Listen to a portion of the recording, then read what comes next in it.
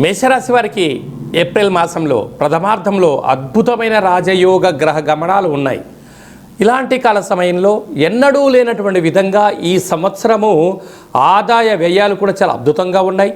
ఒకవైపు ఏలనాటి శని ప్రభావం ఉండినను అద్భుతమైన జీవితం ఎలా పొందాలో ఈ వీడియోలో సవివరంగా సంపూర్ణంగా తెలుసుకుందాం.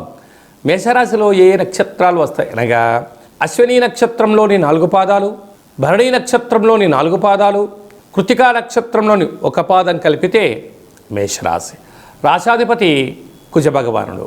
ఏడాది తర్వాత శుక్ర భగవానుడు రాశిలోనే సంచారం చేయడం వలన నూతన వస్త్రాలు, బంగారు ఆభరణాలు, తీర్థయాత్ర కార్యక్రమాలు, బంధుమిత్రు స్నేహితులతో ఆనందకరమైన జీవితాన్ని పొందబోతున్నాడు.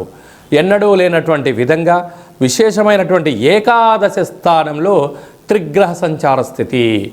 ఏడాది తర్వాత రవి భగవానుడు మీనరాశిలో శని భగవానుడితో సంచారం చేస్తున్నాడు కనుక మేషరాశి వారు తప్పక పాటించాల్సిన మొదటి అంశం ఏమిటనగా మీ జన్మ నక్షత్రం రోజున పూర్ణిమ, అమావాస్య తిథుల యందున, అష్టమి తిథి యందున ముఖ్యమైన పనులు మాత్రం ఆచరించవద్దు.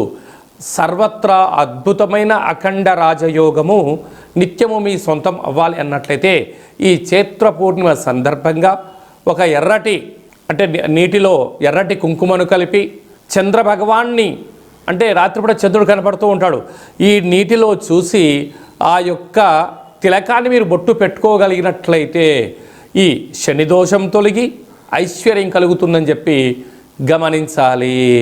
మీ యొక్క వ్యక్తిగత జాతకం తెలుసుకోవాలనుకుంటున్నారా?